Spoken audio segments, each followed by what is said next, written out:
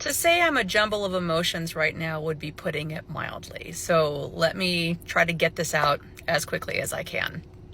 First and foremost, so a couple hours ago, Joe Biden withdrew from the presidential race. He will serve out his term as president, but he is basically passing the torch. He has endorsed Kamala Harris. Before we talk about that, though, I have a lot of emotions. I am incredibly sad and I'm angry. I'm sad because Joe Biden didn't deserve this. He has been one of the most productive, effective, and progressive presidents we've had in the modern era. Anyone who follows my Good News posts on Fridays knows every single week I have had things to share about what his administration has been doing for the American people.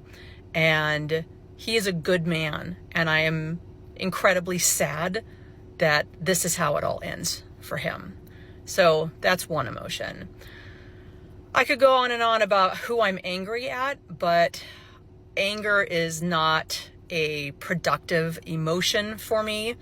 I don't get anything out of leaning into my anger, but I'm going to acknowledge that I feel that way because I'm guessing some of you do as well. One piece of advice is to give each other some grace and space to have the emotions that they have. So let's all give each other a little grace right now. That said, moving forward, he's endorsed Kamala Harris. A lot of people, actually, I was just checking social media, a lot of people have already started to come out and endorse Kamala Harris, which means we need to fill out the ticket.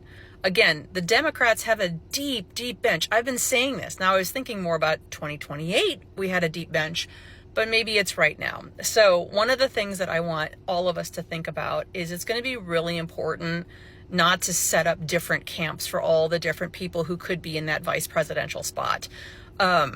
We need to come together very, very quickly behind our ticket.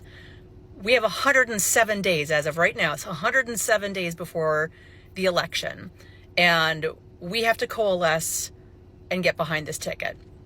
Now, I will say, I'll probably need a day to get to this emotion, but I know that I will get there soon enough, which is I'm deeply excited by the people who are in Democratic politics today.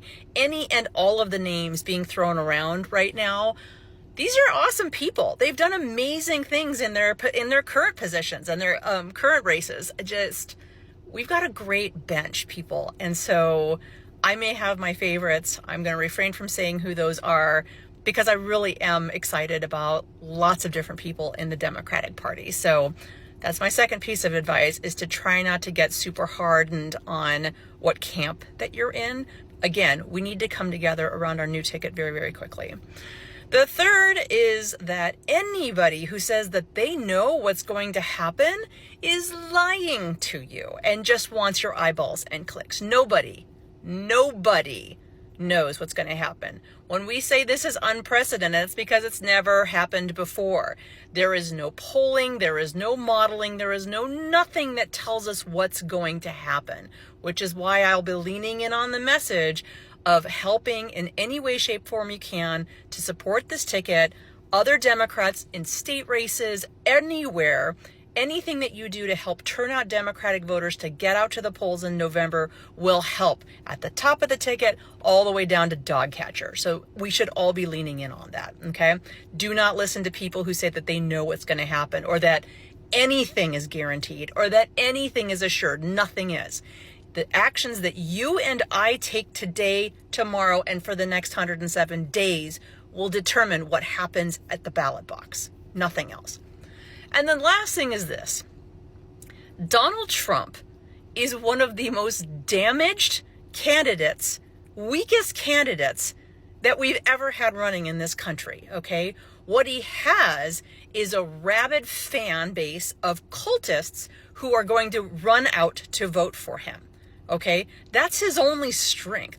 Everything he brings to the table, anytime we talk about it to the American people, they hate the idea of it. All right. Project 2025 being at the top of that list. So we need to really keep leaning in on what a terrible nightmare it was to have him as our president right? And what a terrible nightmare is going to be if he ever gets back into that White House. That's an easy message any and all of us can lean into right now. Okay, so let's do that. So at the end of the day, the last thing I will say is the legality of it. Mark Elias, who helped us win almost like all the election challenges that Trump brought after the 2020 election, Mark Elias was the reason why we won all of those, right? Or he was a huge piece of that.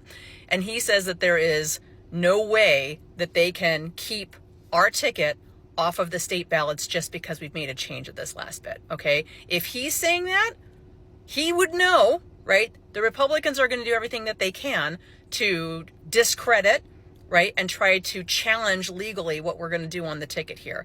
But we haven't had our convention yet. That's when we make the official decision, okay? So anyway, I wanted to allay your fears that way. Again, the last thing I'm going to say is give the people in your life, online and otherwise, a little bit of space and time to reflect on what just happened.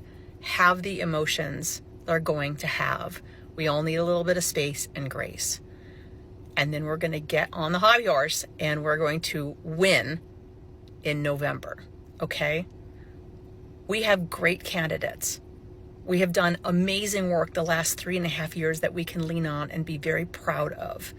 Okay? And there's a segment of people who, if they weren't on board with Biden, can now get on board with a new nominee. Exciting, young, hopeful. Okay? I think we can, I don't think. I know we can do this. We have the votes. We just have to get them to turn out. Okay. If you have questions, leave them in the comments and I'll do my best to answer.